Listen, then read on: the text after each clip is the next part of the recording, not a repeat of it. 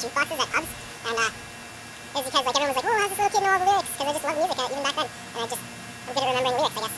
Yeah, I used to listen to my dad's records, lie on the floor beside his record player with him and listen to his records. It was a good bonding experience. And then I got older, and in the 90s is listening to my own music. You know, I started listening, when I was buying CDs myself, the first CDs I bought were like Green Day, Guns N' Roses, Nirvana, and those are still my favorites to this day. You know, I like stuff like Zeppelin and Floyd and Hendrix.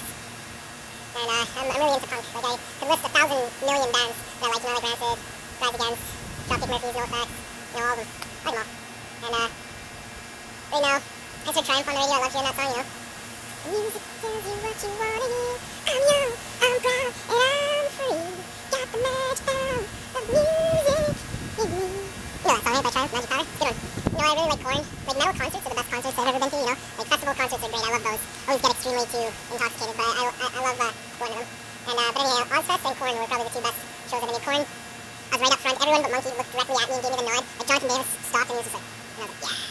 So I was going nuts in the front row and just going crazy, jumping up and down, ripped my pants from the bottom all the way to the top and lost a shoe. My foot was completely black because everyone was stepping on it. Root beer. When I was in England, I was like, can I have root beer? And then they gave me Dr. Pepper. England's root beer used to taste like Dr. Pepper. Just a little observation. 17 years ago that was an observation, so might have changed since then. I like A&W root beer. I could do music every week. I have enough to talk about. That's basically, I can talk about it all the time, you know? So next week we should do music week for Megan too, so, or something.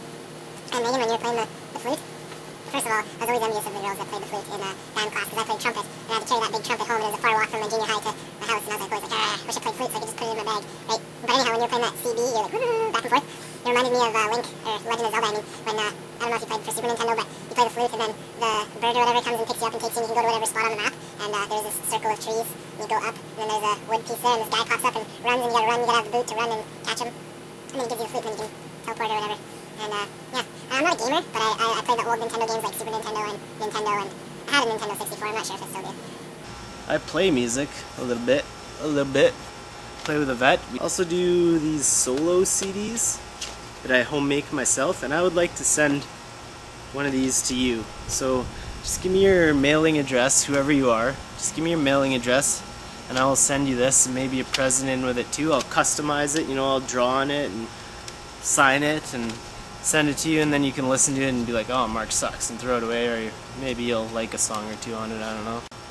Completely free, no shipping and handling. Just send me your address. Hate for Destruction by Guns N' Roses. From Welcome to the Jungle to Rocket Queen, it's just complete amazing. Adam, I look forward to seeing you tomorrow.